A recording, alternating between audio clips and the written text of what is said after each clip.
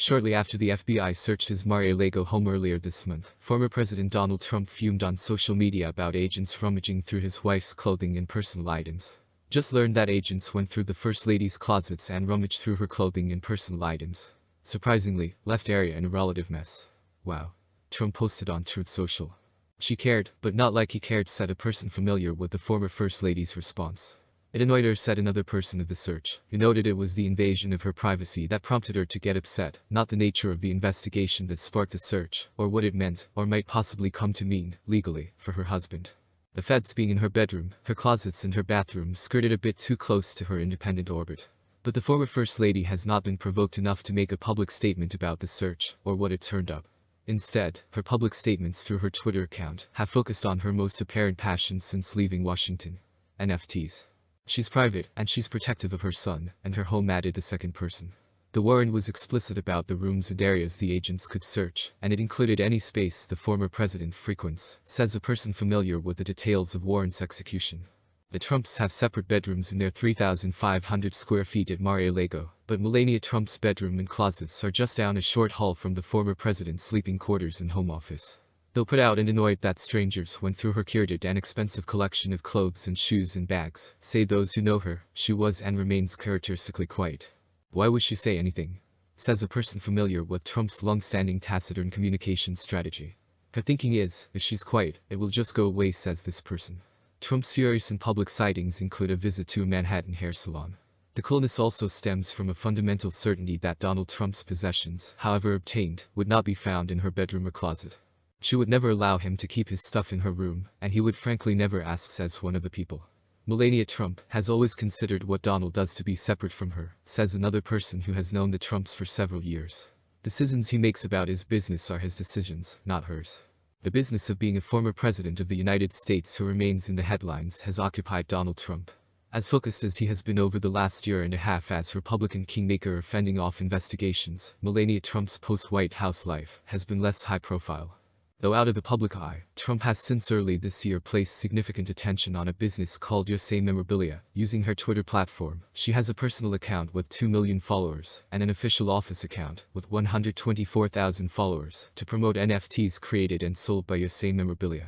Of the 50 or so tweets Trump has posted since mid-February, almost half have been retweets of those posted by USA Memorabilia's Twitter account, which has fewer than 500 followers, or her own tweets plugging the NFTs on the site. It's weird, says a former Trump advisor of the former First Lady's promotion of a for-profit business, to be so blatant about making money from USA-themed collectibles. Two people familiar with Trump's foray into NFTs say she has been advised of late by Mark Beckman, a longtime friend and the husband of fashion designer Alice Roy, who designed a handful of outfits for Trump during her tenure as First Lady. Beckman has for many years run a marketing and branding agency, but has recently pivoted to the world of cryptocurrencies and how to profit from the new era of tech-based collectibles. Beckman in 2021 released a book called The Comprehensive Guide to NFTs, Digital Artwork, and Blockchain Technology. There is no outward identifiable link between USA Memorabilia and the former First Lady, however the only two accounts the Twitter account follows are hers, and the majority of the items sold feature Melania Trump or her husband. The collections released on the company's website are government-adjacent topics such as the National Parks Collection, the Vala Collection focused on the branches of the U.S. military, and the POTUS Trump Collection, which are NFTs of various moments in Trump presidential history. One NFT in the latter collection, each of which cost $50, is of the former first couple with a digitally waving American flag and mountain Rushmore in the background. Another, the 45 First Lady NFT, features Melania Trump and Donald Trump wearing tuxedos, an official photograph from their time at the White House, used as their 2020 holiday card. Though profits of USA Memorabilia NFTs are not publicly available, the former First Lady continues to promote the sales via social media.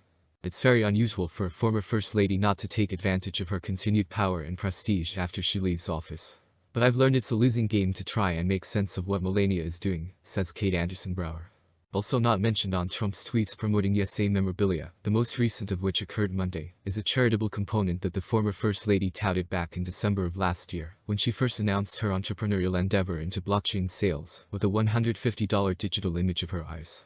Trump said the sales would instigate a commitment to children through My Be Best initiative, and that profits would provide computer science skills to kids who had aged out of the foster care system.